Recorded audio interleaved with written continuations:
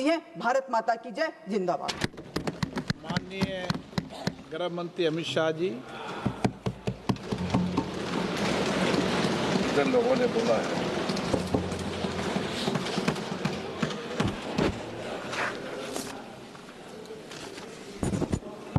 माननीय अध्यक्ष जी, सबसे पहले मैं रेड कॉरिडोर के नाम से जो पूरा क्षेत्र जाना जाता था, 12 राज्य, 70% भूभाग और 20 करोड़ की आबादी एक क्षेत्र में रहते सभी आदिवासी भाइयों बहनों की ओर से आपका धन्यवाद करना चाहता हूं कि आपने इस चर्चा का आज यहां पर हमें परमिशन दिया है। माननीय अध्यक्ष जी, वो सालों से चाहते थे कि इनका दर्द, इनकी वेदना, इनकी परेशानी, नक्सलियों द्वारा किया गया उनको अन्याय और उनके भविष्य को अंधेरे में घेरने वाली ये पूरी व्यवस्था एक बार देश की सबसे बड़ी पंचायत हमारी संसद में उजागर हो और पूरी दुनिया उसको जाने। मगर लंबे समय तक इसको मौका नहीं दिया गया और मुझे इस बात का भी बहुत खुशी है कि देश और हम सब के लिए बहुत महत्वपूर्ण एक घटनाक्रम जो 1970 से लेकर 2026 तक चला, उस घटनाक्रम के बारे में आज संसद में चर्चा हो रही है। मान्यवर, थियोरी का जो प्रचार कर रहे थे वो एक गलत प्रकार का नैरेटिव, एक गलत प्रकार का स्वप्न भोले भाले आदिवासियों के सामने रखा था कि हम आपके अधिकार के लिए लड़ रहे हैं, हम आपको न्याय दिलाने के लिए लड़ रहे हैं, हम आप विकास से महरूम रह गए हो इसलिए लड़ रहे हैं। मान्यवर, आज बस्तर से नक्सलवाद लगभग समाप्त हो चुका है। बस्तर के अंदर हर गांव में एक स्कूल बनाने की मुहिम चली। बस्तर के अंदर हर गांव में राशन की दुकान खोलने की मुहिम चली। हर तहसील पंचायत में पीएचसी, सीएचसी बने, इनके आधार कार्ड बने, राशन कार्ड बने, 5 किलो अनाज मिल रहा है, गैस के चूल्हे वितरित होते जा रहे हैं। मैं इतना ही पूछना चाहता हूं, नक्सलवाद की जो लोग यहां पर वकीलात कर रहे थे उनको, कि ये 70 से अब तक क्यों नहीं मिला। पूरे देश को तो 2014 में नरेंद्र मोदी जी की सरकार आने के बाद देश के हर गरीब को घर मिला, गैस मिला, शुद्ध पीने का पानी मिला, 5 लाख तक का बीमा मिला, प्रति व्यक्ति प्रति माह 5 किलो अनाज मुफ्त मिला। ये बस्तर वाले क्यों छूट गए थे? मैं इसलिए कहना चाहता हूं मान्यवर कि सत्य को झुठलाया जा रहा है। ये बस्तर वाले इसलिए छूट गए थे कि वहां लाल आतंक का परछाया था, इसलिए वहां विकास नहीं पहुंचा था। लाल आतंक का परछाया विकास नहीं है इसलिए नहीं गया था। लाल आतंक का परछाई वहां पड़ा था इसलिए विकास नहीं पहुंचा था। आज परछाई हट गई है और बस्तर विकसित हो रहा है। मान्यवर, बस्तर में विकास। ये जो वकील बन रहे हैं एक हथियारी मूवमेंट के, कहते हैं हम अन्याय के खिलाफ लड़ेंगे। संविधान को मानोगे या नहीं मानोगे? किसी को भी अन्याय होता है, इसका उपाय हमारे संविधान के अंदर निहित है। अदालतें बनी है, विधानसभाएं बनी है, जिला पंचायतें बनी है, तहसील पंचायतें बनी है। ये पूरी व्यवस्था को नकार कर हाथ में हथियार उठा लोगे? ऐसा कैसे चलेगा? और जस्टिफाई जो करे उनको मैं कहना चाहता हूं, वो समय चला गया। ये नरेंद्र मोदी की सरकार है, जो हथियार उठाएगा उसको हिसाब चुकाना। इस तरह से नहीं चलेगा। सरकार संवेदनशील है, सभी समस्याओं को सुनना चाहती है, निराकरण भी चाहती है।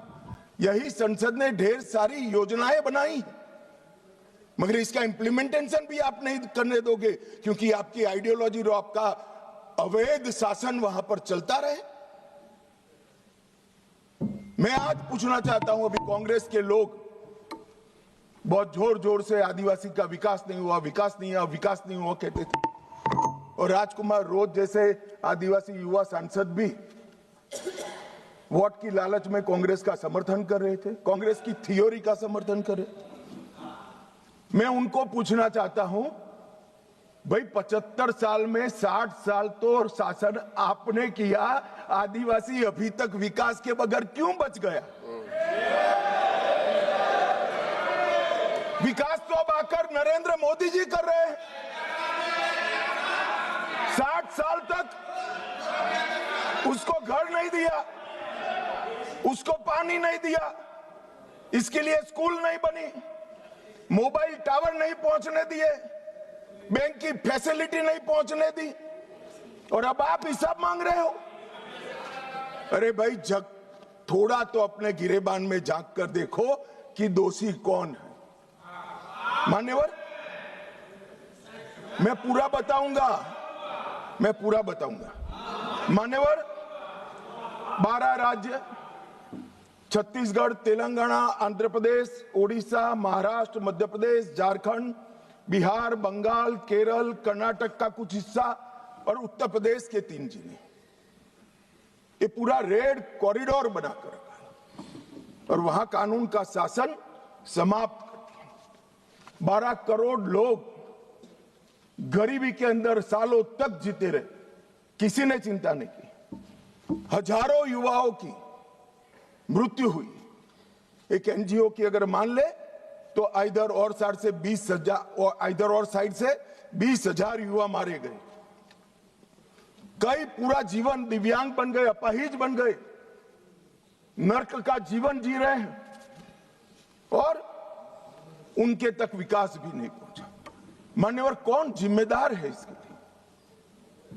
क्या इस देश की सबसे बड़ी लोकतंत्र की पंचायत ने क्षीर नीर कर इस पर चिंतन नहीं करना चाहिए, या अपने गढ़े गढ़ाई थियोरी लेकर घूमते रहना चाहिए? मैं बाद में बताता हूं कि नक्सलवाद का मूल कारण विकास की डिमांड नहीं है, एक आइडियोलॉजी है। जिस आइडियोलॉजी को अपने राष्ट्रपति पद का चुनाव जीतने के लिए 1970 से इंदिरा जी ने स्वीकार कर लिया, ये वामपंथी विचारधारा के कारण नक्सलवाद फैला। मान्यवर, प्रधानमंत्री मनमोहन सिंह जी ने पूरे देश के सामने स्वीकारा था कि कश्मीर और नॉर्थ ईस्ट की तुलना में भी देश की आंतरिक सुरक्षा की सबसे बड़ी समस्या हथियारी माओवादी, मगर कुछ नहीं हुआ। मान्यवर, 2014 में परिवर्तन हुआ और मोदी जी के शासन के अंदर कई सारी वर्षों पुरानी समस्या का निराकरण हुआ। धारा 370 हट गई, 35A हट गई, राम जन्मभूमि पर भव्य मंदिर बन चुका है, जीएसटी इस देश में आज वास्तविकता बनकर रहा है, सीएए का कानून आ गया है, विधायी मंडलों में मातृशक्ति को 33% आरक्षण दिया गया है। कई सारे बड़े काम जो आजादी के वक्त से इस देश की जनता चाहती थी कि कभी ना कभी हो, वो सारे काम नरेंद्र मोदी जी के 12 साल में हुए और अब ये नक्सलवाद से मुक्त भारत की रचना भी नरेंद्र मोदी जी के शासन के अंदर ही हो रही है। ये 12 साल एक प्रकार के देश के लिए बहुत शुभंकर साबित हुए। देश को गरीबी से मुक्ति दिलाने के लिए, देश के युवाओं के लिए नई शिक्षा पद्धति लाने के लिए, देश की आंतरिक और बाह्य सुरक्षा को सुनिश्चित करने के लिए, इस देश के मूलों से न जुड़ी हुई पॉलिसियों को दरकिनार करने के लिए ये 12 साल में बहुत कुछ हुआ है।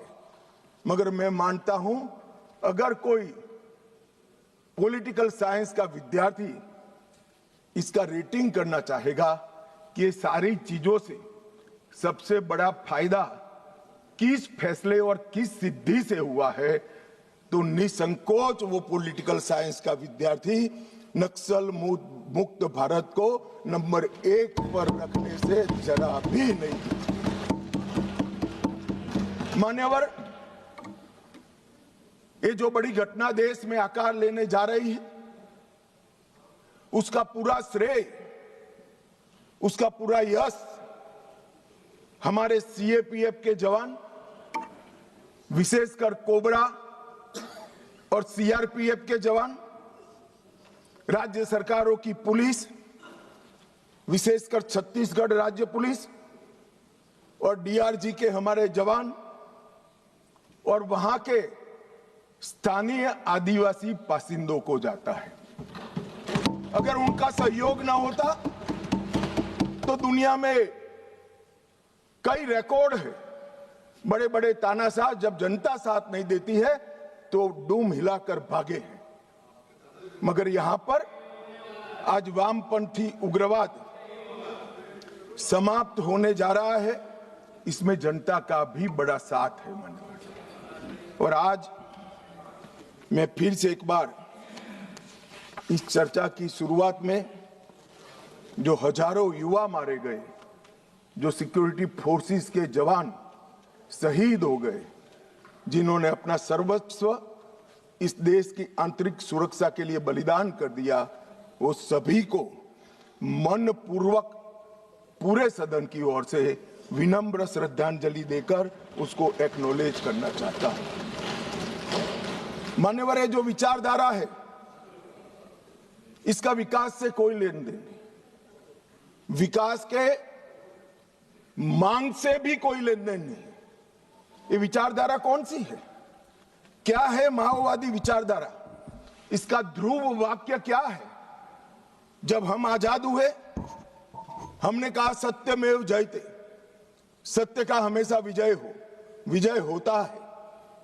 इनका ध्रुव वाक्य क्या है? कि सत्ता बंदूक की नली से निकलती है, ये इनका ध्रुव वाक्य है। और वहां सत्ता शब्द का बहुत महत्वपूर्ण स्थान है। ये विकास के लिए नहीं है, अपने आइडियोलॉजी के अस्तित्व के लिए है, अपने आइडियोलॉजी के विचार विजय के लिए है। और आइडियोलॉजी को भोले भाले आदिवासियों में स्प्रेड कर कर सत्ता हासिल करने के लिए। यहां कोई विकास की बात नहीं है, इनका लोकतंत्र पर कोई विश्वास नहीं है। यहां ढेर सारे लोग, मैं नाम देना नहीं चाहता, मैं सुन रहा था, 3 घंटे से कह रहे कि अन्याय है तो अन्याय के खिलाफ लड़ रहे हैं। भाई, लड़ने का तरीका क्या है? हम अंग्रेजों के शासन में नहीं रह रहे हैं। कुछ लोगों ने भगत सिंह जी और बिरसा मुंडा से कंपैरिजन कर दिया। क्या हिमाकत कर रहे हैं? शहीद भगत सिंह और बिरसा मुंडा, भगवान बिरसा मुंडा जो अंग्रेजों के सामने लड़े, वो संविधान तोड़कर हाथ में हथियार लेकर निर्दोषों की हत्या करने वालों लोगों के साथ आप इसका कंपैरिजन कर रहे हैं? मान्यवर, राजनीतिक स्वार्थ से ऐसे विषयों में ऊपर उठ जाना चाहिए। यही विचारधारा कहती है दीर्घकालीन युद्ध ही हमारी विचारधारा को फैला सकता है। उनको अपनों का भी खून बहाने से कोई परहेज नहीं। और उनके आदर्श देखिए साहब, 10,000 साल के हमारे उपलब्ध इतिहास में कितने आइडियल, आदर्श पुरुष, स्त्री, युवा हुए, एक बहुत बड़ा लिस्ट बन सकता है। इन्होंने तिलका मांझी को अपना आइडियल नहीं समझा, भगवान बिरसा मुंडा, भगत सिंह जी या सुभाष बाबू को अपना आइडियल नहीं समझा। इन्होंने आदर्श किसको कहा? माओ को कहा।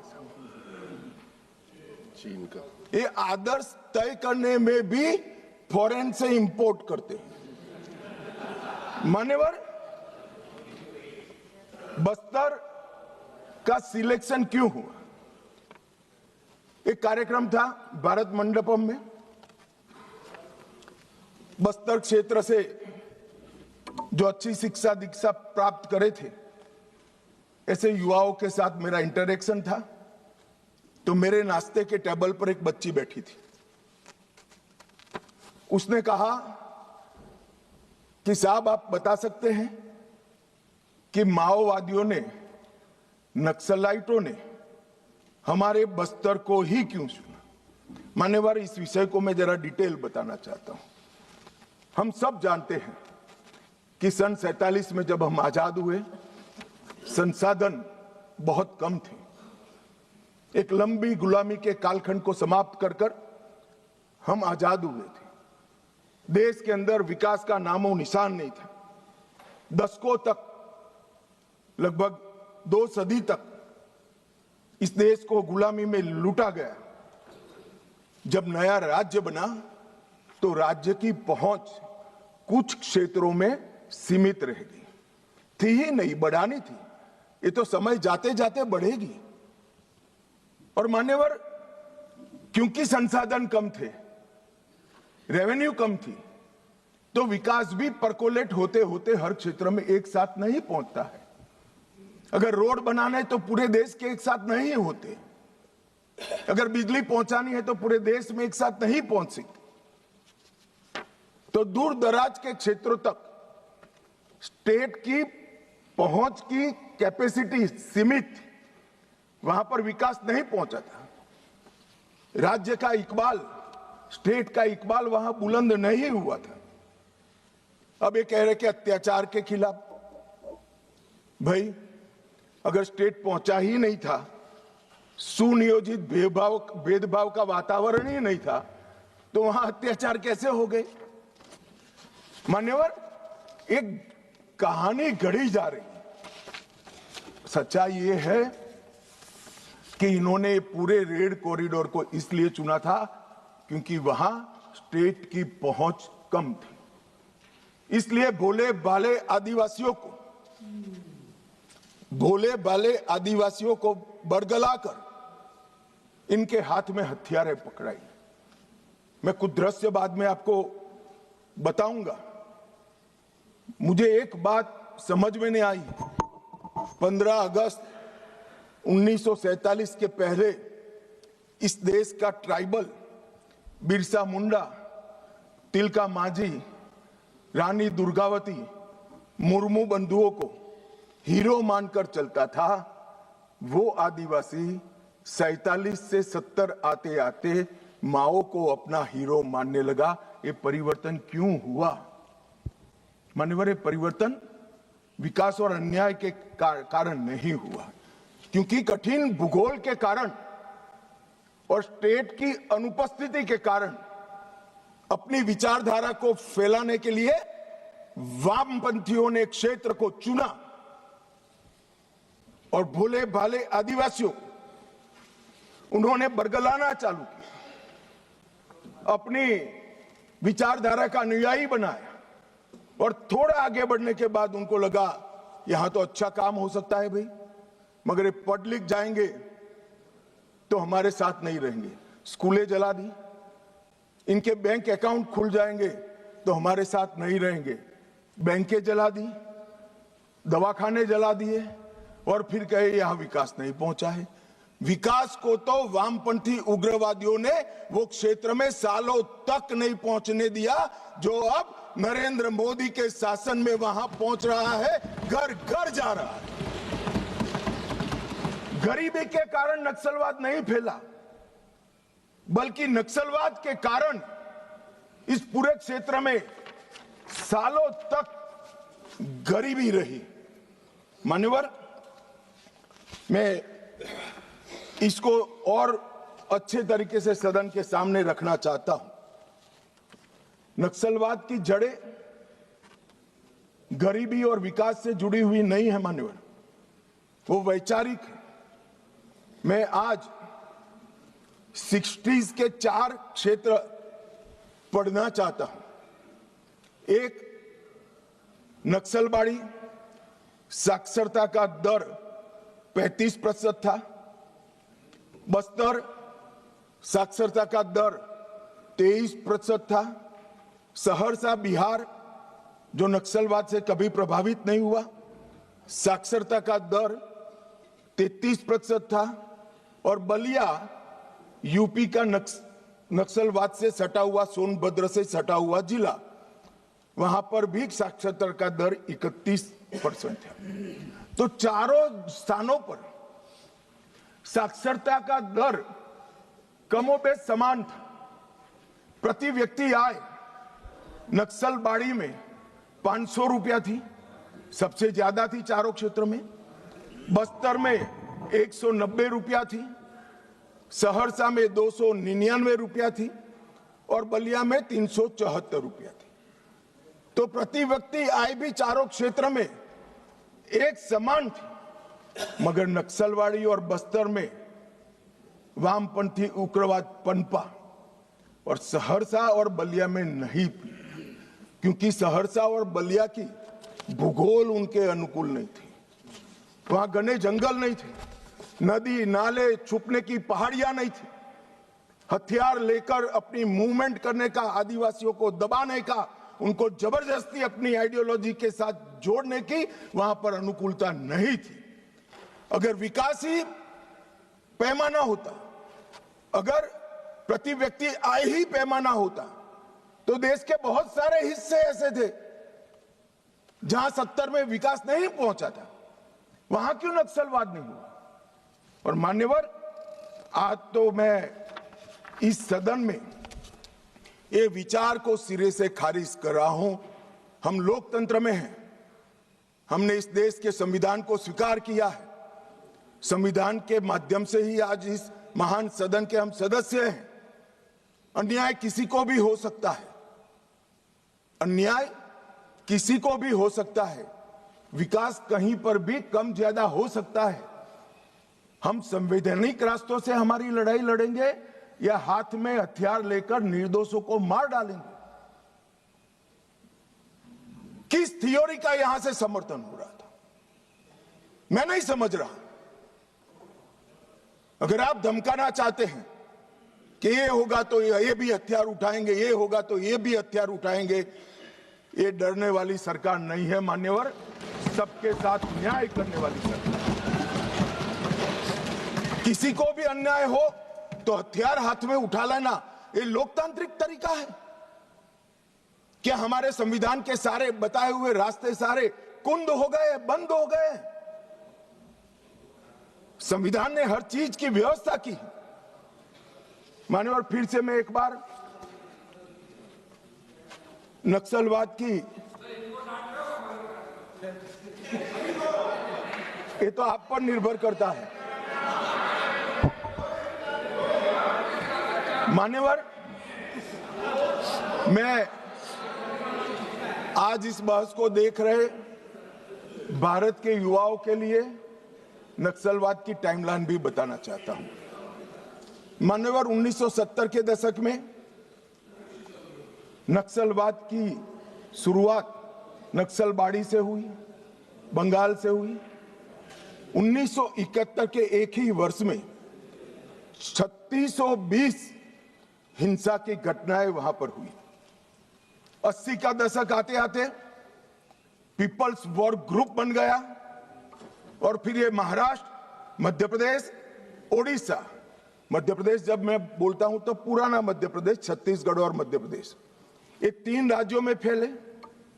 90 के दशक में दुनिया भर में जैसे वामपंथी विचारधारा सिकुड़ती गई, यहां पर भी उग्रवादी गुटों में और वामपंथी पार्टियों में विलय शुरू हुआ। और 2004 में दो प्रमुख गुट मिल गए, सीपीआई माओवादी का गठन किया। इस 70 से 2004 ये पूरा कालखंड में मान्यवर 4 साल छोड़कर पूरा समय कांग्रेस पार्टी का शासन रहा है। ये उनको याद रखना चाहिए। कब माओवादी विचारधारा फैली, पनपी, एकत्रित हुई, वो आपको याद रखना चाहिए। और मान्यवर 70 को भी मैं याद करना। अभी एक माननीय सदस्य जी ने बताया कि 70 में क्या हुआ था। 70 में एक नारा लगा था, आत्मा की आवाज पर मतदान का, अंतरात्मा की आवाज पर इंदिरा जी ने लगाया और संजीव रेड्डी के खिलाफ अपना एक प्रत्याशी उतारा। उस वक्त आधार तराश रहे माओवादी पार्टियों ने इंदिरा जी को समर्थन किया और अपने पार्टी में अपना वर्चस्व प्रस्थापित करने के लिए श्रीमती गांधी ने लपक लिया वो समर्थन को। और 70 से लेकर जब तक 77 तक 80 तक इंदिरा जी वापिस नहीं आई, वो माओवादी विचारधारा की गिरफ्त में रही।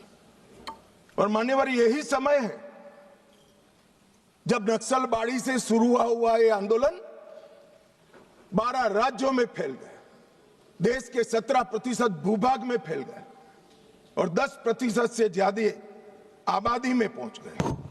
मान्यवर कई सिक्योरिटी एक्सपर्ट ऐसा कहते थे कि सत्ता के समर्थन के बगैर किसी भी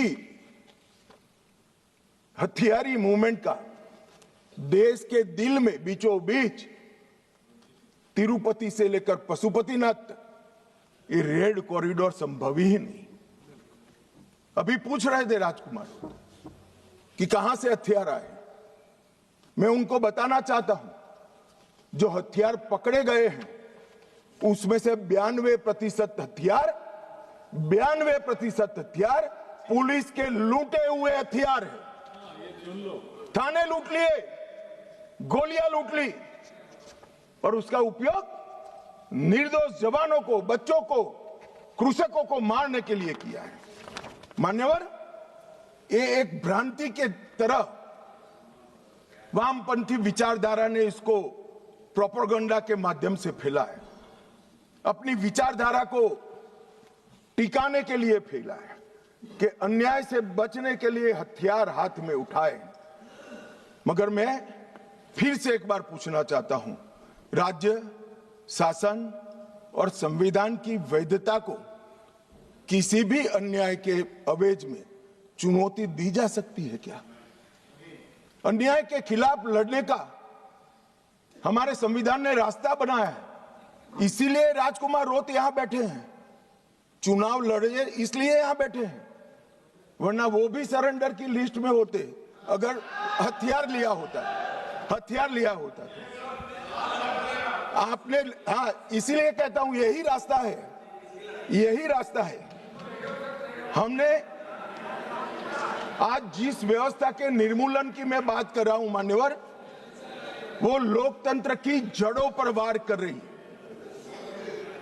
लोकतंत्र का मूल सिद्धांत है किसी भी समस्या का समाधान बहस से निकल सकता है, हथियारों से नहीं निकल सकता।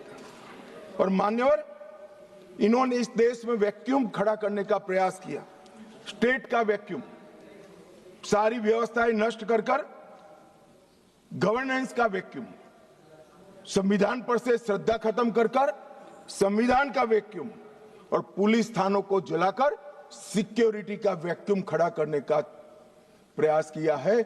मैं आज इस मंच से देश की जनता को ये बताने आया हूं कि माओवादी हिंसा करने वालों के, नक्सलिज्म की हिंसा करने वालों का दिन लद गया है। अब सरकार के लंबा समय नहीं चलेगा। और कई देशों में हुआ है, कंबोडिया, पेरू, कोलंबिया, कई देशों के इतिहास इससे भरे पड़े हैं, भयानक रक्तपात हुआ है। हमारे यहां भी 20,000 लोग मारे गए।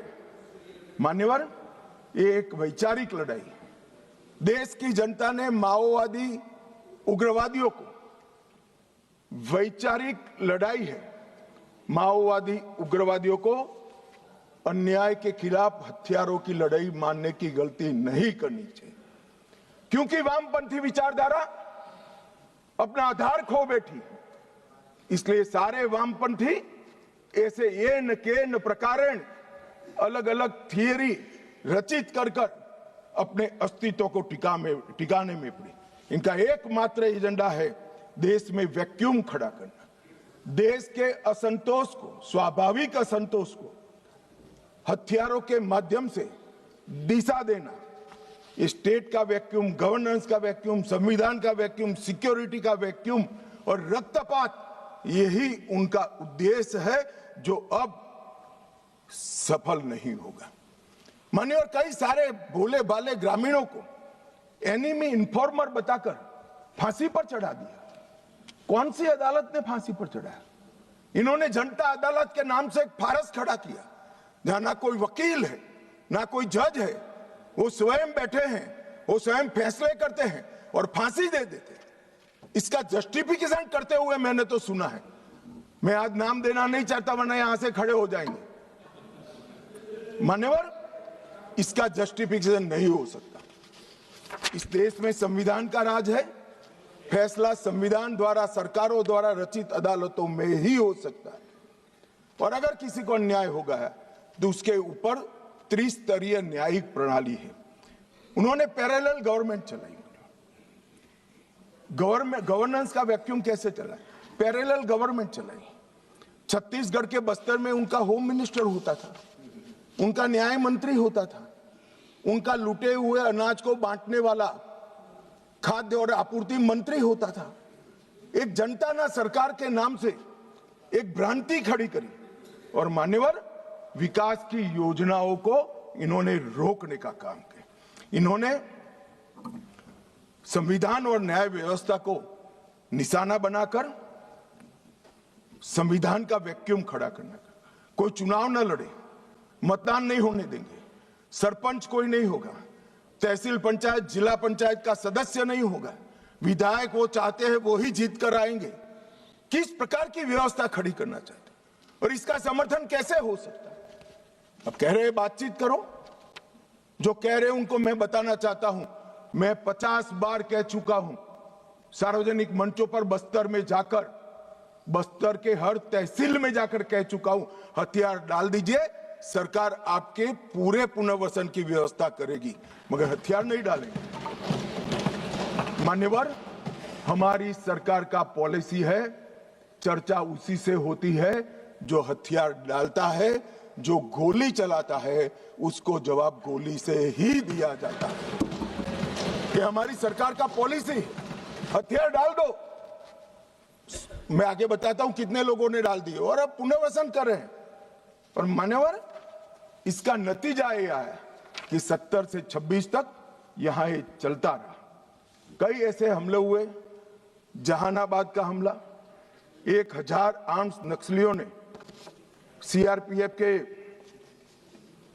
कैंप को और जेल को कब्जे कर अजय कानू समेत 389 कैदियों को मुक्त कराकर ले गए। आंध्र ओडिशा सीमा पर दर्जनों स्कूलों और इंफ्रास्ट्रक्चर की सुनियोजित विनाश किया। हर ठेके में 20% का जनता ना टैक्स डालते रहे। मान्यवर, 70 ट्रकों में झारखंड में एक साथ आग लगा दी, 11 बोगियों में मालगाड़ी में एक साथ आग लगा दी और वार्षिक वसूली उनकी जनता ना टैक्स की, इनके ही सेक्रेटरी का जो कंप्यूटर मिला है, इसके हवाले से कह रहा हूं, 240 करोड़ रुपया थी। मान्यवर, 240 करोड़ रुपया। और इसको कैसे जस्टिफाई कर सकते, किस तरह से जस्टिफाई करते? मान्यवर, मैं आज ये नक्सलवाद मूल कहां से आया, परंतु हमारे देश के लिए वो किसी भी प्रकार से ऐसी स्थिति ही नहीं थी कि जहां इस प्रकार के साम्यवादी विचारधारा, लेफ्टिस्ट विचारधारा का पनपना हो पाए। मान्यवर, मैं 1905 से 1924 रूस में साम्यवादियों ने क्रांति करी। 1914 के युद्ध में रूस की आर्थिक हालत बहुत बिगड़ गई और वहां पर भूख, महंगाई, अव्यवस्था और 1905 में खूनी रविवार की घटना ने जनता का विश्वास शासन के प्रति तोड़ दिया और उसने 17 की क्रांति की नींव तैयार की। और मान्यवर, मजबूर होकर निकोलस द्वितीय ने गादी छोड़ दी। वहां पर एक वैक्यूम खड़ा हुआ और वैक्यूम को भरने के लिए वहां पर लेनिन की अध्यक्षता में साम्यवादी सरकार आई।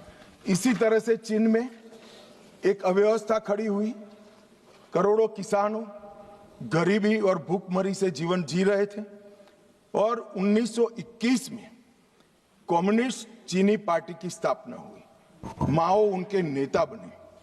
कम्युनिस्टों और कुओमिंटांग के बीच में, जो वहां के सो कॉल्ड राष्ट्रवादी थे, राजा के वफादार थे, इनके बीच में युद्ध हुआ और 34-35 में एक लॉन्ग मार्च हुई और मान्यवर, एक पीपल्स रिपब्लिक ऑफ चाइना की स्थापना 1939 में हुई। अब ये 1939 और 1925 वो दो महत्वपूर्ण घटनाएं हैं। इसका हमारे देश में क्या असर हुआ है समझिए साहब।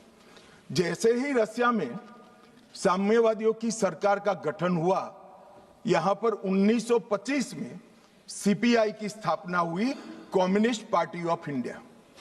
अब ये जो समर्थक है उनको मैं पूछना चाहता हूं, रसिया में कम्युनिस्टों की सरकार बनी, उसी वक्त यहां सीपीआई बना, सीपीआई की स्थापना हुई, इसके बीच में कोई रिलेशनशिप है क्या? ये सोचने की बात है। रसिया की सरकार ने स्पॉन्सर कर दुनिया भर में कम्युनिस्ट पार्टी की रचना की। इसका एक हिस्सा हमारे यहां बना हुआ है। अब जिस पार्टी की नींव ही किसी दूसरे देश की प्रेरणा से गई है, वो हमारे देश का भला कैसे सोचेंगे? इन्होंने तो अंग्रेजों का भी समर्थन किया था। 1964 में कम्युनिस्ट पार्टी मार्क्सिस्ट बनी। ये भी समझने जैसा है कि सीपीआईएम क्यों बना। मान्यवर, 64 में 69 में 1969 में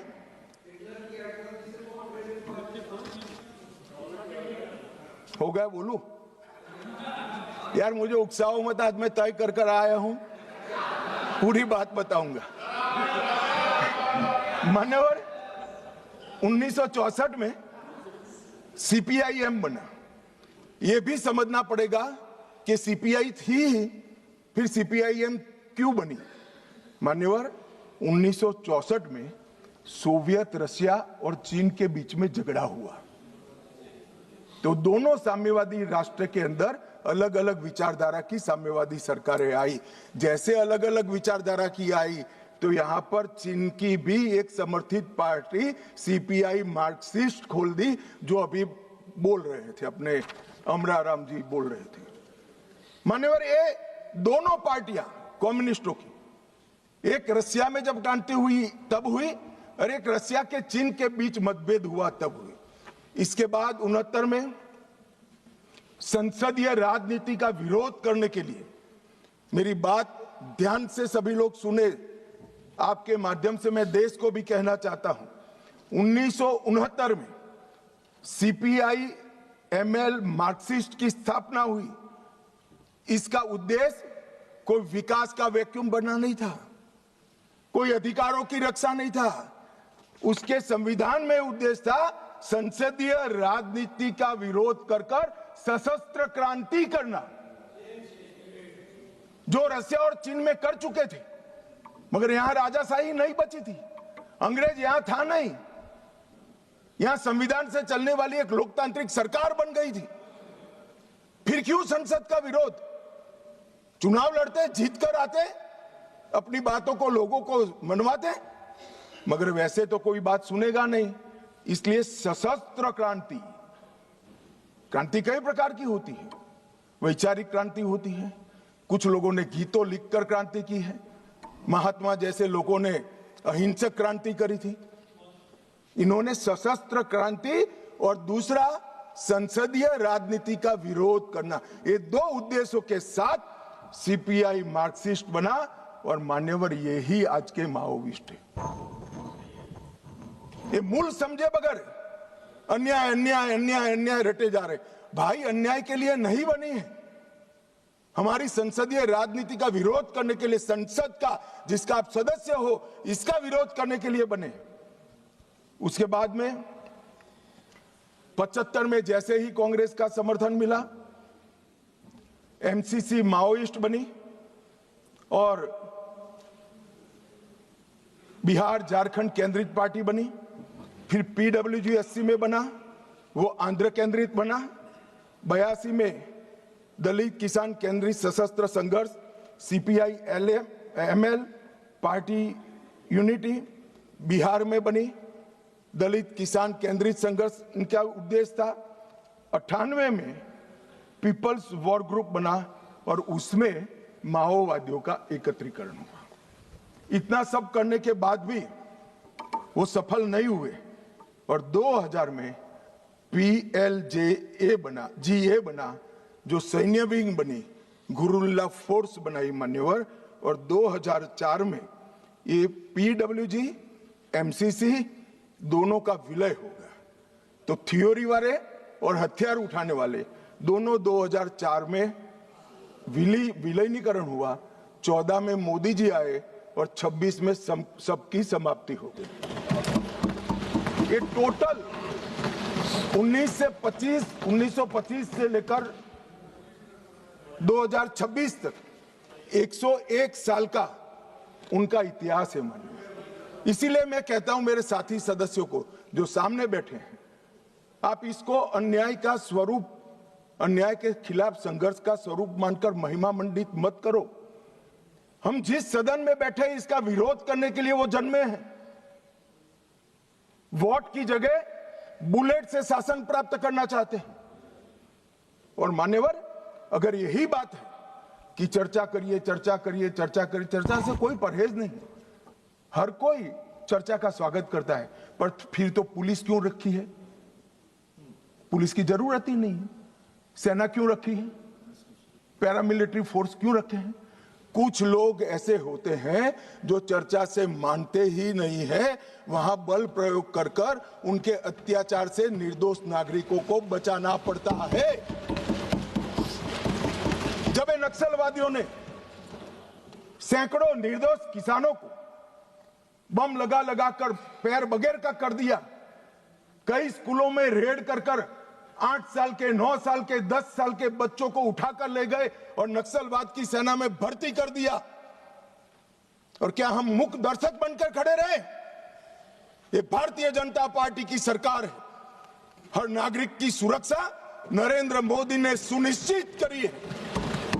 जो भी अन्याय करेगा नागरिकों के साथ, समझा तो ठीक है मान्यवर, वरना फोर्स इसी के लिए बनाई गई है। इसका उपयोग भी होगा, परिणाम भी आएगा और आज आ भी गया है। मान्यवर, मैं जो इनके समर्थन में, जिनको पॉपुलर लैंग्वेज में अर्बन नक्सल कहते हैं, वो बुद्धिजीवी भाइयों को सवाल करना चाहता हूं। मैंने 6 दिन से लगभग 2000 आर्टिकल निकाले, सारे बुद्धिजीवी भाइयों ने लिखे हुए।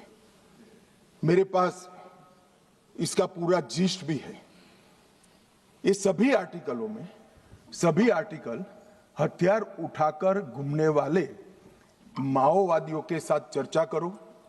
वो न्याय के लिए लड़ रहे हैं, उनको मारना नहीं चाहिए, इनके प्रति सिंपैथी होनी चाहिए, सरकार विकास जल्दी करे, इस प्रकार के। एक भी आर्टिकल जो 8 साल का अबूझ बच्चे को उठा ले जाकर हाथ में हथियार पकड़ा दिए, इसकी मां के लिए नहीं है। मान्यवर, एक भी आर्टिकल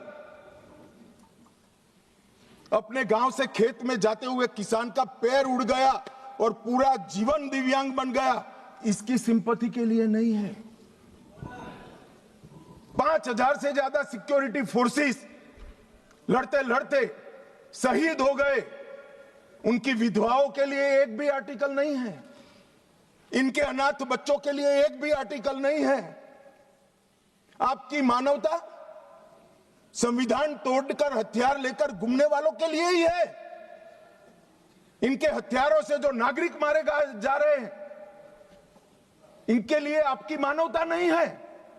मानवता के दोहरे चरित्र को मैं स्वीकार नहीं करता मान्यवर। ये मानवतावादी नहीं है, नक्सलियों के समर्थक है। अगर मानवतावादी होते तो वो किसान का पैर उड़ गया इसकी भी चिंता होगी, वो अबूझ बच्चे से इसका बचपन छीन लिया इसकी भी चिंता होती। मान्यवर, वो हाथ में हथियार लेना नहीं चाहते, गरीबों के हाथ में हथियार दिलाकर अपनी विचारधारा को, अपनी आइडियोलॉजी को पनपाना चाहते हैं, मगर उनके भी दिन लग गए हैं। स्पष्टता से सुन लीजिए, ये पूरे देश में अब जागरूकता आई है। और क्या हुआ है, पूरा देश आज सुन रहा है, पूरा देश आज समझ रहा है। मान्यवर, मैं आज एक और बात बता दूं। किसी सदस्य ने जिक्र किया सलवा जुड़म का, और कांग्रेस के नेता और सारे लोग, मैं नाम देना नहीं चाहता वरना फिर से खड़े हो जाएंगे। मान्यवर, सलवा जुड़म का जजमेंट जो है इसका पक्ष लेते हैं।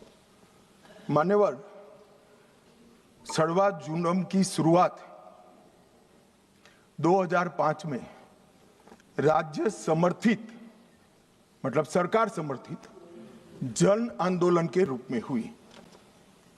आदिवासी युवाओं को एसपीओ बना गया, जिसको कोया कमांडो कहते थे, और उनको ये जो आतंक फैलाते थे इनके सामने लड़ने के लिए ट्रेनिंग दी गई। मान्यवर, एम्बुश की रणनीति जो अपना रहे थे, इसके खिलाफ उसी प्रकार की रणनीति अपनाने का निर्णय हुआ। अब मैं ये पूछना चाहता हूं कि सलवा जुड़म की शुरुआत किसने की? मान्यवर, किसी बीजेपी के कार्यकर्ता ने नहीं की थी।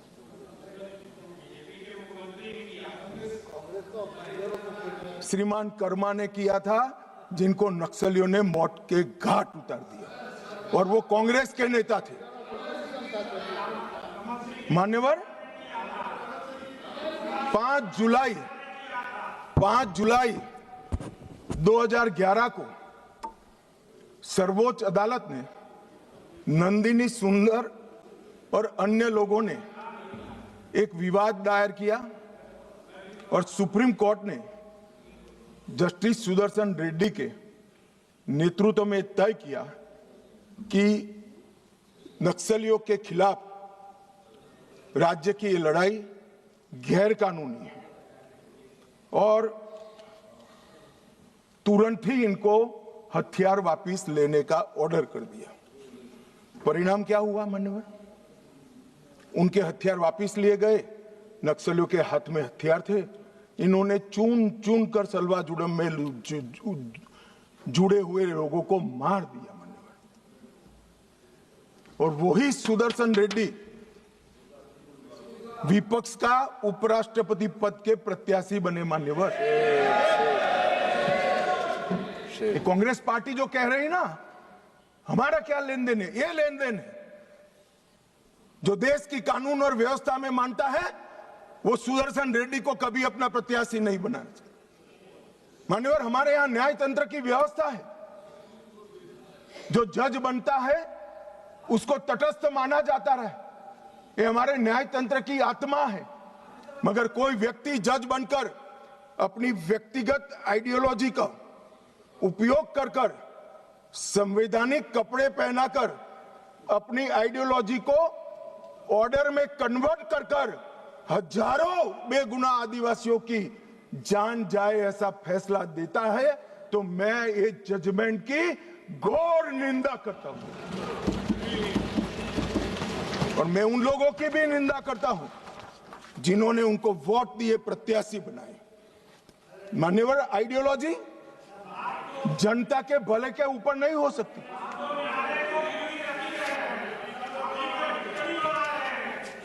मान्यवर, आइडियोलॉजी कभी अबूझ आदिवासियों की सुरक्षा के ऊपर नहीं हो सकती। आइडियोलॉजी जनता के भले से ऊपर नहीं हो सकती। मान्यवर, ये कह रहे हैं विकास नहीं है, विकास नहीं है।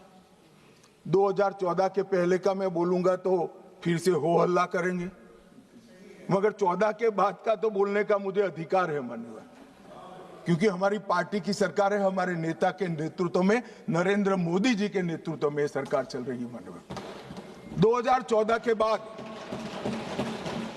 ये पूरे क्षेत्र में 17,589 किलोमीटर सड़कें बनाने का मंजूरी दिया है, जिसमें 12,000 किलोमीटर सड़कें बन चुकी हैं।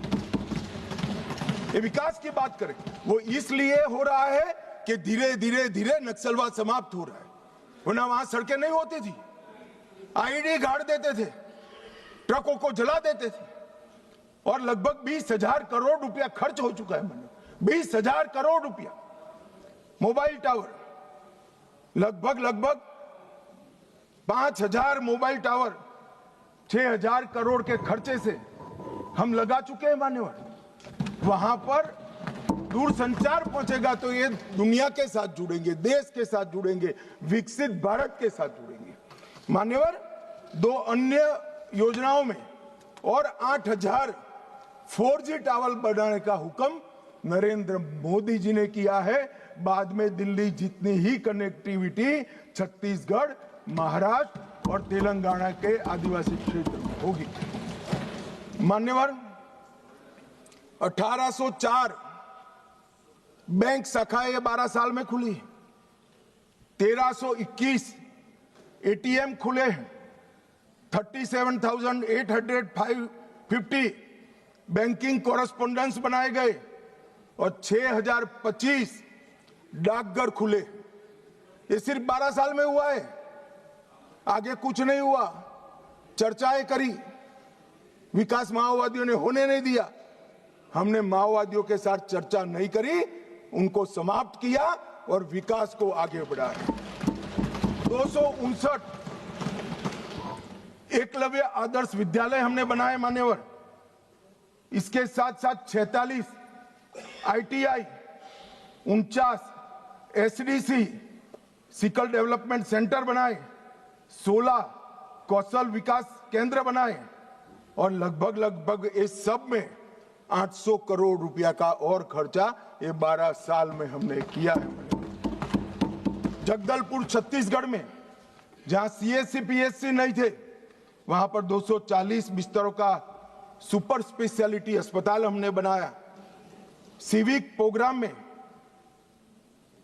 212 करोड़ के कार्य किए, जो स्वास्थ्य शिविर और दवाओं के जुड़े हुए हैं, और जनजातीय युवा एक्सचेंज के कार्यक्रम भी हमने बनाए। सिक्योरिटी के लिए, राज्यों की सहायता के लिए SRE लेकर आए, 10 साल में 3,000 करोड़ दिया। स्पेशल इंफ्रास्ट्रक्चर स्कीम लेकर आए और 5,000 करोड़ दिया। एक्सटेंडेड SIS योजना लेकर आए और 2,000 करोड़ दिया, और 4,000 करोड़ केंद्रीय निधि द्वारा क्रिटिकल पब्लिक इंफ्रास्ट्रक्चर, जैसे पानी की छोटे पानी की टंकी है, जोड़ने वाली पुलियां हैं, गांव के अंदर पंचायत घर बनाना है, इसके लिए 4,000 करोड़ रुपया दिया। मान्यवर, ये क्यों हो पाया और 70 से अब तक क्यों नहीं हुआ था? कांग्रेस पार्टी करना नहीं चाहती थी, ऐसा नहीं है। करने जाते थे वो धमाके कर मार देते थे। हमने धमाके करने वालों को समाप्त किया, तो ये विकास अब हो रहा है और विकसित बस्तर की रचना मान्यवर हो रही है। मान्यवर, अब मैं आ रहा हूं हथियारी माओवादियों के खिलाफ जो हमारे पैरामिलिट्री फोर्सेस ने जो अभियान चलाया, उस पर आ रहा हूं। 2014 के बाद क्या बदला मान्यवर? CAPF तो वही है, स्टेट पुलिस भी वही है। 2014 के बाद क्लियर पॉलिसी और स्ट्रांग पॉलिटिकल विल इस काम में जुड़ी। नरेंद्र मोदी जी ने ये स्पष्ट कर दिया, इस देश के किसी भी कोने में, चाहे कश्मीर हो, चाहे उत्तर पूर्व हो, चाहे वामपंथी उग्रवादी विस्तार हो, गैर कानूनी प्रवृत्ति नहीं चलेगी। इस पर कठोर हाथों से काम सेंटर और स्टेट के बीच में अलाइनमेंट हुआ। स्टेट की कैपेसिटी में गवर्नमेंट, गवर्नेंस और पुलिसिंग तीनों में हमने सुधार किया। सीएपीएफ और स्टेट पुलिस का समन्वय बढ़ाया। एक्शनेबल इंटेलिजेंस को नीचे तक परकोलेट करने की व्यवस्था की और जिम्मेदारियां भी स्पष्ट कर दी। मान्यवर, ऑल एजेंसी अप्रोच शुरू किया। सिर्फ हथियार नहीं, एनआईए, ईडी, इंटेलिजेंस एजेंसी, ये सभी नेटवर्क, फंडिंग और सपोर्ट सिस्टम, ये सभी पर हमने प्रहार किया। इफेक्टिव सरेंडर पॉलिसी लेकर आए, बाद में मैं आंकड़ा बताता हूं। डेवलपमेंट और गवर्नेंस में हमने कोई वैक्यूम नहीं छोड़ा और अब पहले जहां राज्य की उपस्थिति नहीं थी, स्टेट नहीं था, वहां आज राज्य की उपस्थिति है। और नक्सलवाद के हार का सबसे बड़ा कारण ये है कि राज्य अब हर गांव में पहुंच चुका है, वहां पंचायत बन चुकी है। मान्यवर, विकास के लिए हमने होल ऑफ गवर्नमेंट अप्रोच लिया और सुरक्षा नकेल कसने के लिए होल ऑफ एजेंसी अप्रोच लिया। मान्यवर, तीन चीजें आज मैं देश के सामने, तीन तिथियां जरूर बताना चाहता हूं।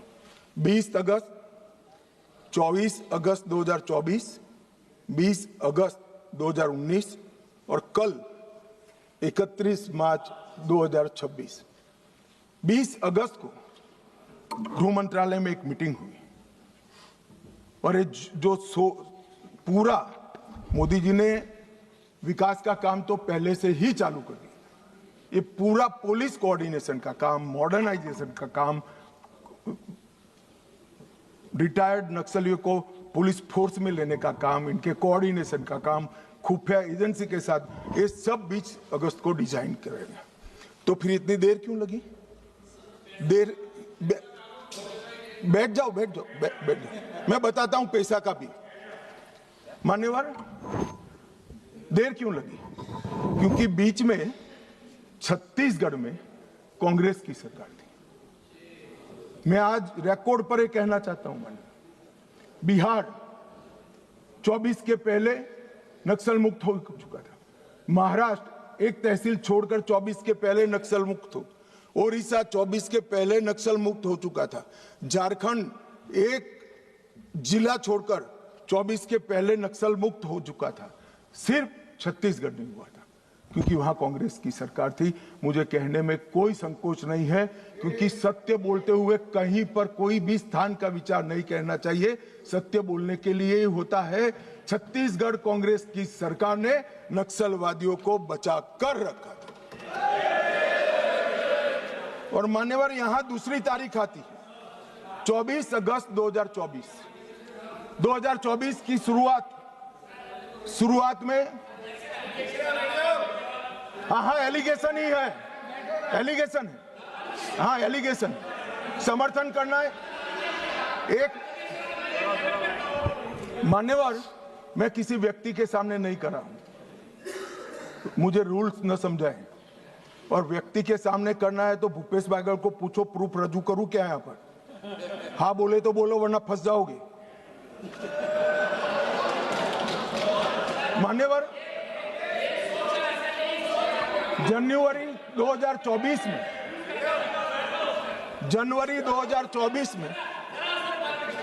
पूछ के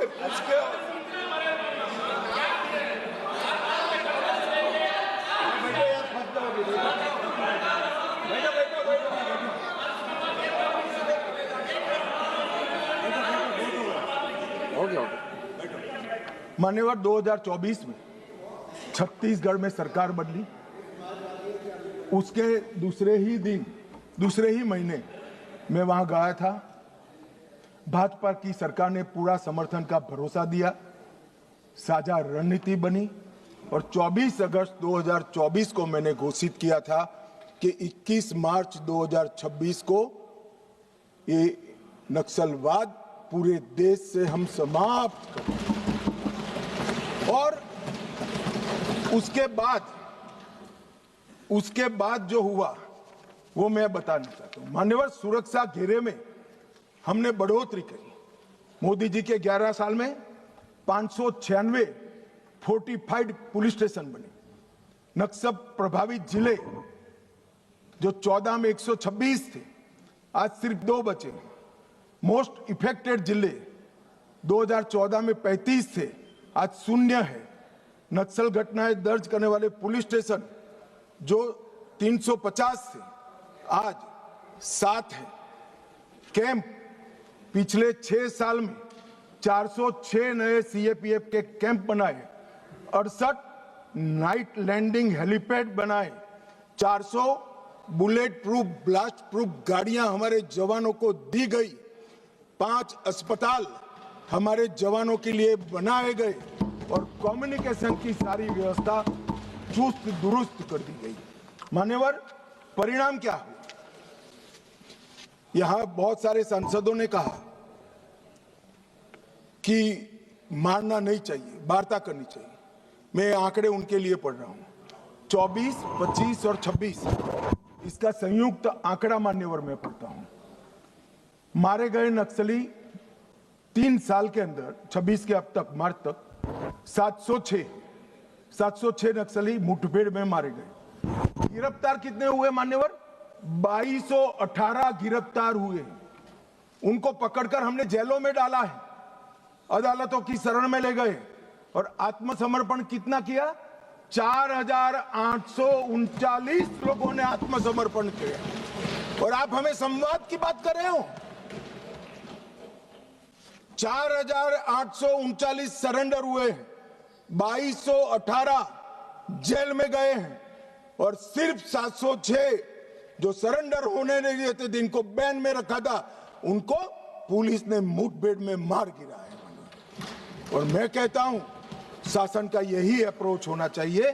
जो वार्ता करना चाहता है उसके साथ वार्ता करनी चाहिए और जो हमारे जवानों पर, किसानों पर, आदिवासियों पर, बच्चों पर गोली चलाता है उसका जवाब गोली से देना चाहिए। यही शासन का रूल होता है, यही शासन का नियम होता है। मान्यवर, हमने संवाद, सुरक्षा और समन्वय तीनों का उपयोग किया है। नवीनतम टेक्नोलॉजी का उपयोग कर रहे हैं, सटीक निगरानी और ढेर सारे टेलीफोन बिलों का विश्लेषण करा है। Location tracking system, mobile phone की गतिविधियां, scientific call logs, social media analysis, forensic और तकनीकी संस्थानों की सहायता लेकर ये पूरे अभियान का हमारे गृह मंत्रालय ने नेतृत्व किया है। ड्रोन सर्वेलेंस, सैटेलाइट का उपयोग, इमेजिंग टेक्नोलॉजी और आर्टिफिशियल इंटेलिजेंस आधारित डेटा एनालिसिस से ये सफलता मान्यवर प्राप्त हुई है। मान्यवर, कई ऐसे अभियान भी चले जिसने बड़े बड़े क्षेत्र क्लियर कर दिए। अगर मैं नहीं बोलता हूं तो हमारे जवानों के लिए अन्याय हो जाएगा। ऑपरेशन ऑक्टोपस 2022 में चला, बूढ़ा पहाड़ क्षेत्र में बिहार में चला। Operation double would Gumla, Lohardaga और लातेहार जिलों में चला। 8 से 25 फरवरी तीनों जिले नक्सलवाद से मुक्त हो गए। 2022 में चला। ऑपरेशन थंडरस्टॉर्म झारखंड के सरायकेला, पश्चिमी सिंहभूम और खूंटी जिले में 1 से 3 सितंबर 22 में चला। ऑपरेशन भीमबंद मुंगेर जिले के जून व जुलाई 22 में चला। ऑपरेशन चक्रबांधा बिहार के गया और औरंगाबाद जिलों में 22 में चला और ये सारे एरिया मान्यवर इससे मुक्त हो गए। मान्यवर, एक ऑपरेशन की ओर मैं विशेष ध्यान दिलाना चाहता हूं सदन का।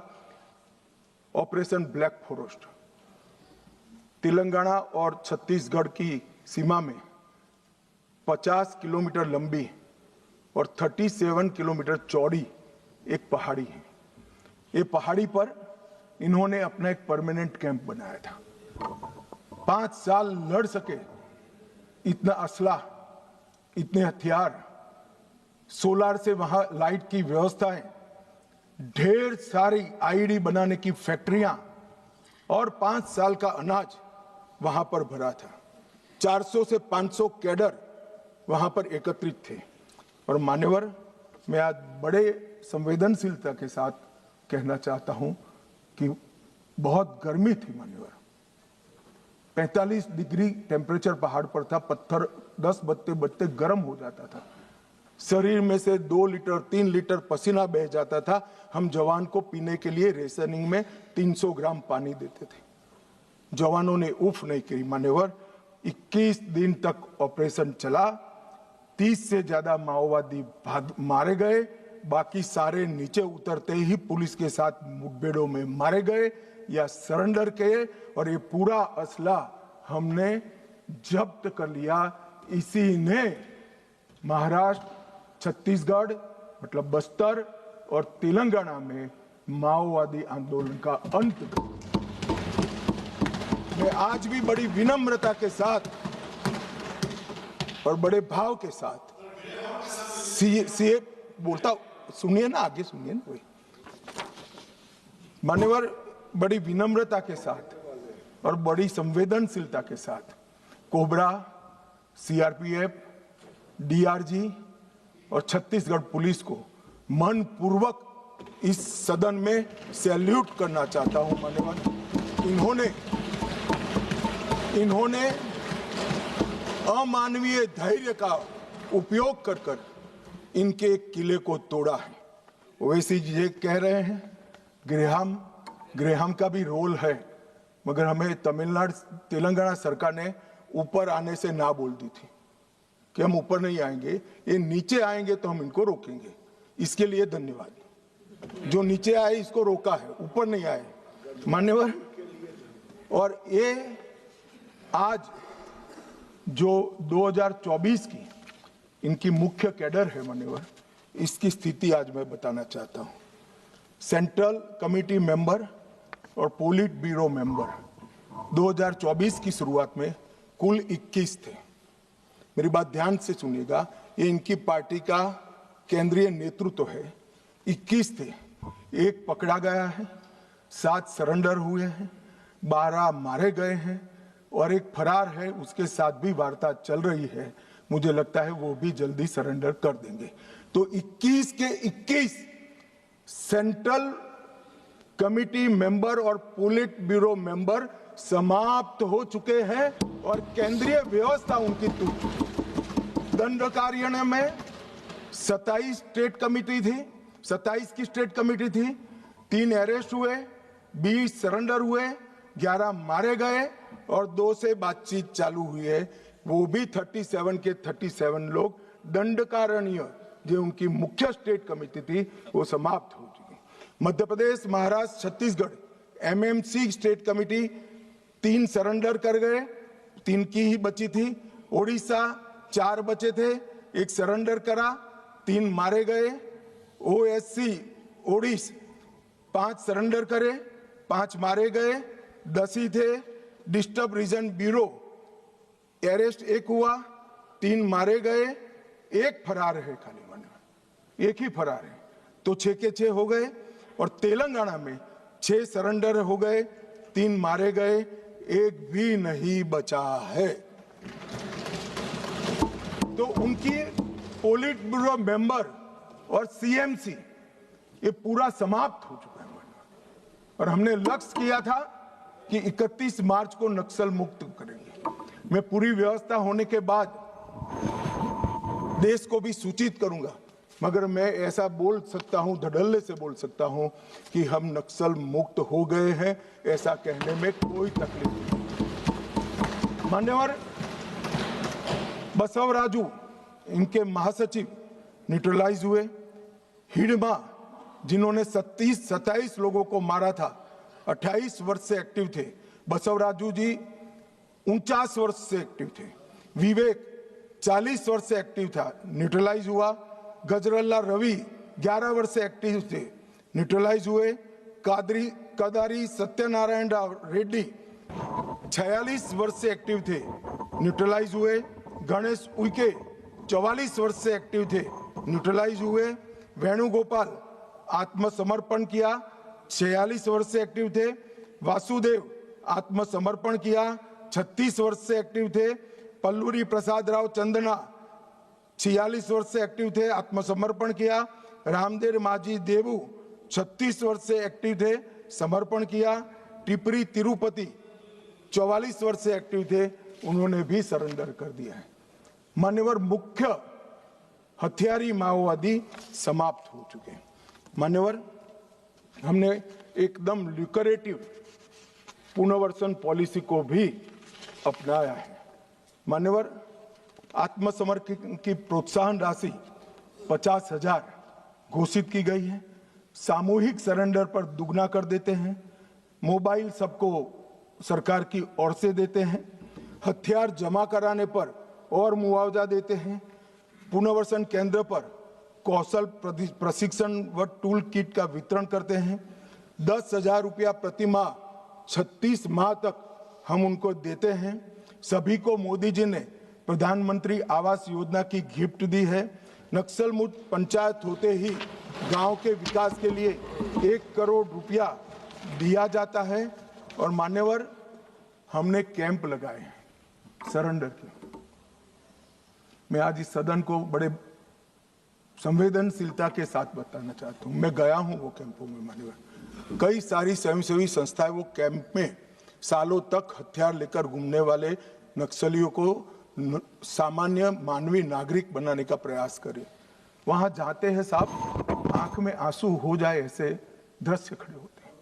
किसी नक्सली बच्ची को नेल पॉलिश देते हैं तो लगाते लगाते रो पड़ती है। इसके ट्यूटर उसको पूछते हैं, क्यों रो रही हो?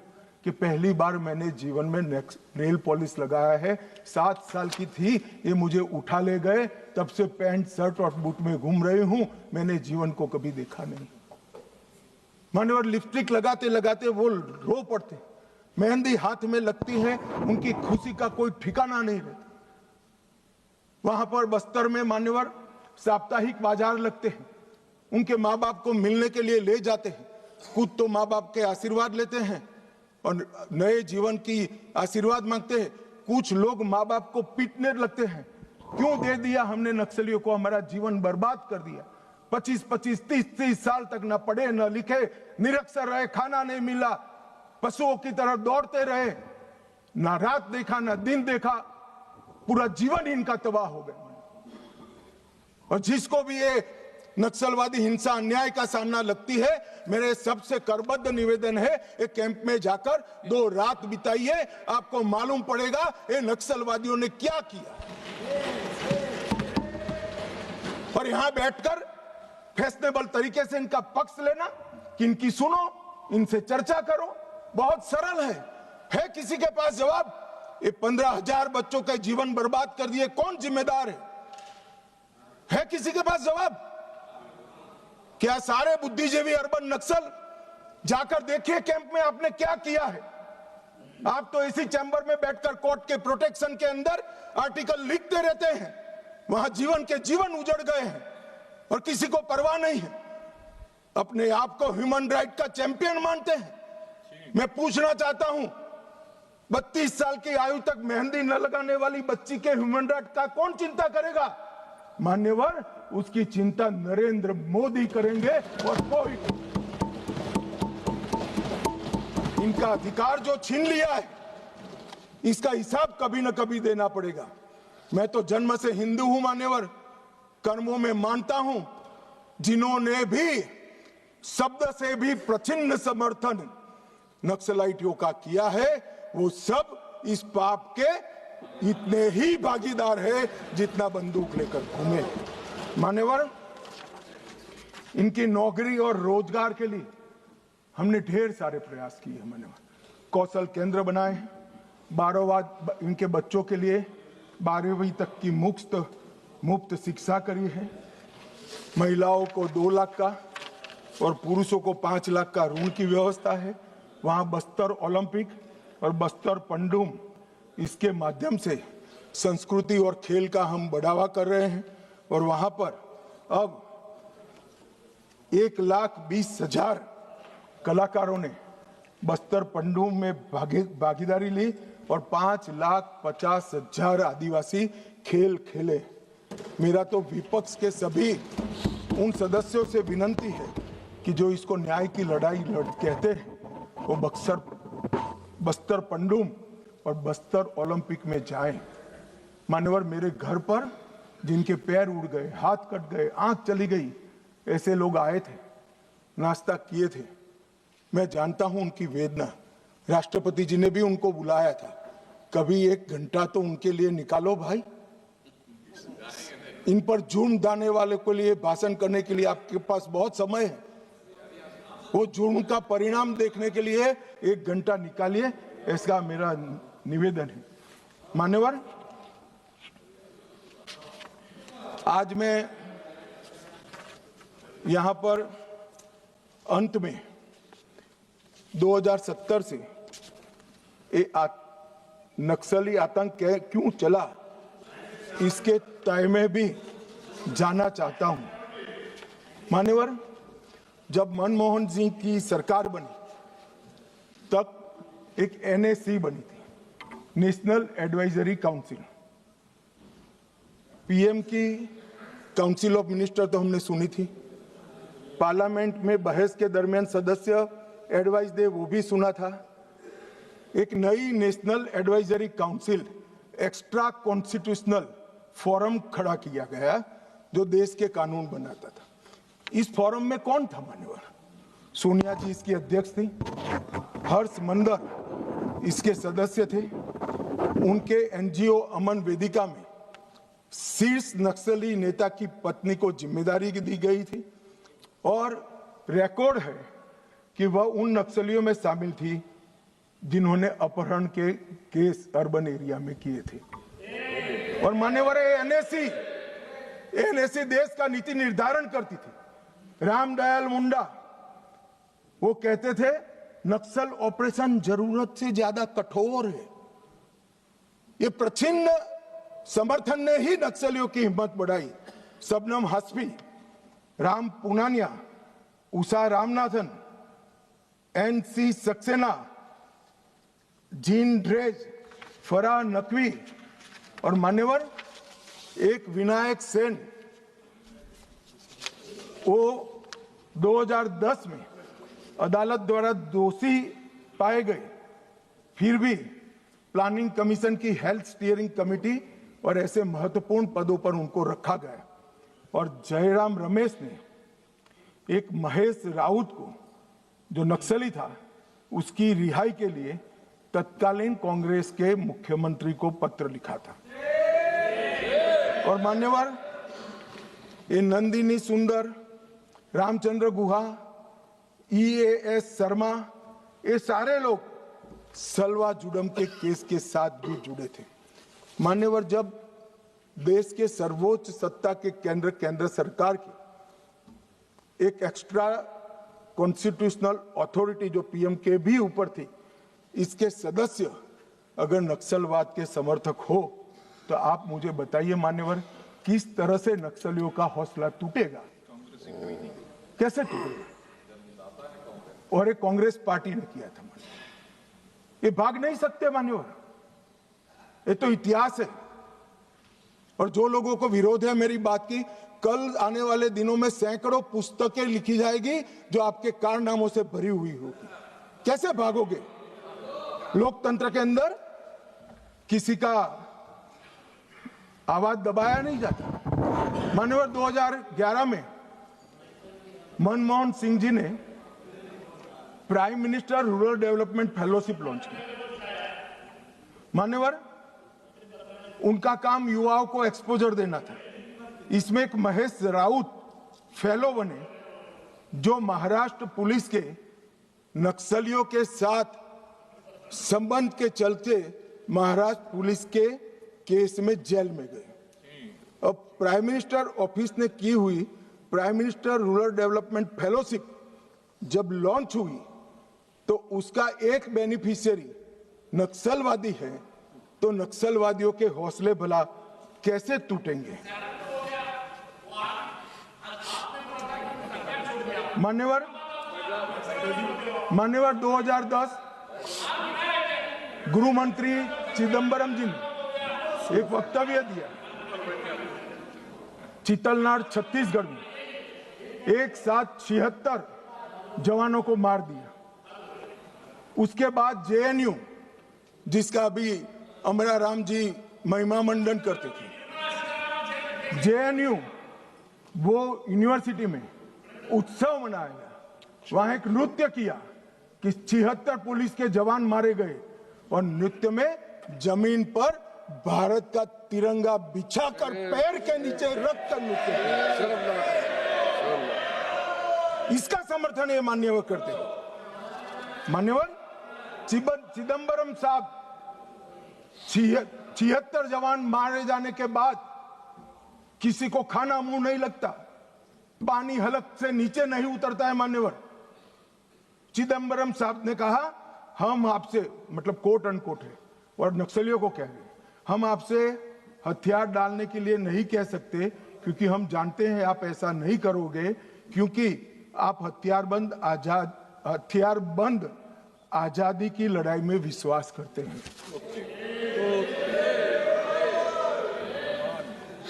मान्यवर किस प्रकार से देश चला है, और पूरे तालाब में पानी भरा है, इसमें गोता लगाते हैं और कपड़े भिगोए बगैर बाहर निकलते हैं। हमने तो कुछ किया ही नहीं है। मैंने तो ऐसे जादूगर देखे नहीं है। तालाब में गोता लगा दे आदमी और बाहर निकले, एक भी कपड़ा भीगा ना हो, और कहेंगे मैं तो निर्दोष हूं, मैं गया ही नहीं, मैं तो बोला भी नहीं, चला भी नहीं। एक कमाल जादू आता है। मान्यवर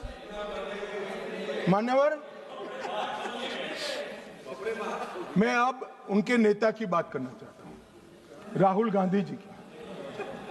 राहुल गांधी जी अपने लंबे राजनीतिक करियर में कई बार नक्सलों और उनके हमदर्दों के साथ देखे गए।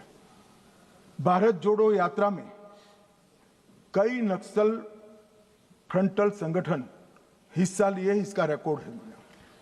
2010 में उड़ीसा में लाडो सिकोका के साथ मंच साझा किया। सिकोका ने उसी मंच से भड़काऊ भाषण दिया और राहुल गांधी को माला भी पहनाई। 2018 में हैदराबाद में गुम्माडी विट्ठल राव उर्फ गद्दार से मुलाकात की, जो विचारधारा के करीब रहे। मई 25 कोऑर्डिनेशन कमेटी ऑफ पीस, मान्यवर 2025 कोऑर्डिनेशन कमेटी ऑफ पीस, इसके साथ मुलाकात की। मान्यवर आज हिडमा जब मारा गया, मान्यवर 172 जवानों को मारने वाला हिडमा जब मारा गया, इंडिया गेट पर नारे लगे, कितने हिडमा मारोगे, हर घर से निकल लेंगे हिडमा। ये वीडियो को राहुल गांधी ने स्वयं ट्वीट किया है। कैसे बच सकते हैं? इन्होंने 70 से लेकर मार्च 26 तक नक्सलवाद का समर्थन किया है, ये नरसंहार का समर्थन किया है, और 20,000 लोग जो मारे गए, इसका दोषी अगर कोई एक है तो कांग्रेस की वामपंथी विचारधारा वाली पार्टी। नक्सलों के साथ रहते रहते ये पार्टी और उनके नेता खुद नक्सलवादी बन गए हैं, और इसका जवाब इस देश की जनता को चुनाव में देना पड़ेगा। ये बात यहां से रुकेगी नहीं, जनता की अदालत में जाएगी मान्यवर, और इसका जवाब उनको देना पड़ेगा। मान्यवर फिर से एक बार ये लड़ाई में जो जवान जिस फोर्स के शहीद हुए हैं, अपाहिज हुए हैं, और जो नागरिक मारे गए, वो सबको पूरे सदन की ओर से मनपूर्वक श्रद्धांजलि देकर मेरी बात को पूरा करता हूं।